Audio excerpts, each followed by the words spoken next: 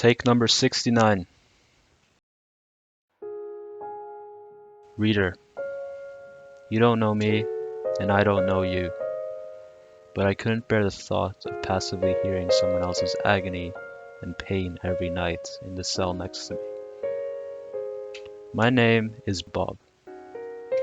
It's been years since I addressed someone in letter, let alone held a conversation with someone. They have beaten the life out of me, taken my family, and tortured me for years. But I have not lost hope in the dream. I had humble beginnings. I was born in a small village on the west coast of Borneo 40 years ago. My family had nothing. My father was a carpenter, and my mother took care of the house. It was just us three doing everything we could to survive. Then my father brought home a small toy for me. A duck. A simple toy, yet one that filled me with joy. I enjoyed the innocent sounds it made every time I squeezed it. It was my favorite toy. My friends didn't understand why, but I did. His name was Ducky, and I was in love with him. When I was 6 years old, my father landed a job at a toothpaste factory in Italy. It paid minimum wage, but it was more than enough for us to get by. It was at this time when Ducky started talking to me. The small quacks soon became fully formed words. I talked to him every day, before school, after school, during the weekends, before bed. Every day, as we kept talking, Ducky became more and more attractive to me, more lifelike, more beautiful. We grew up together, and finally, when I was 15 years old, we shared our first kiss. It was amazing. I had found the love of my life. Times were soon changing, however. It was when I was 19 years old when the war broke out. My apartment was bombed while I was at school. From that point on, I never saw my parents again. Never saw Ducky again. I was immediately conscripted into the army once they found out that I had no one. It was at this point that I had lost all hope for myself and my future. But I just couldn't stop thinking about Ducky.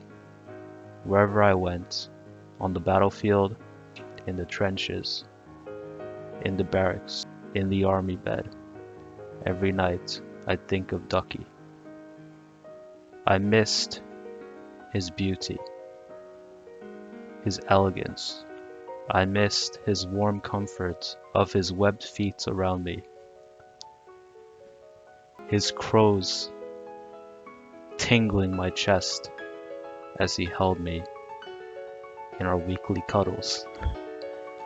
His soft, malleable beak were as soft as a pillow when I kissed them, and his tender wings that caressed his thick body were indescribable. Ducky was beautiful. Ducky was the love of my life. That's all he ever was to me.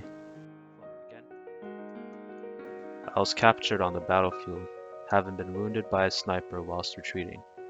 I was taken in and continually tortured and questioned for vital information, but I refused to give in. The guards called me crazy, insane, and all the dehumanizing terms one could think of. Then one night, I saw Ducky in my dream, beautiful as ever. His white body blazed in the backlighting of the room, like a superhero. Captain Underpants. I couldn't help but cry. But then he took his head off, and it turned out to be a guard in disguise. I was furious, so furious that I beat that guard to death. I felt like killing. I wanted to kill all of them. They put me in chains for what seemed like an eternity.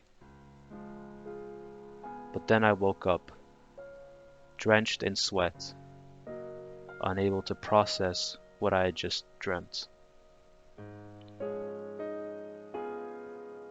They still torture me, but I haven't given in.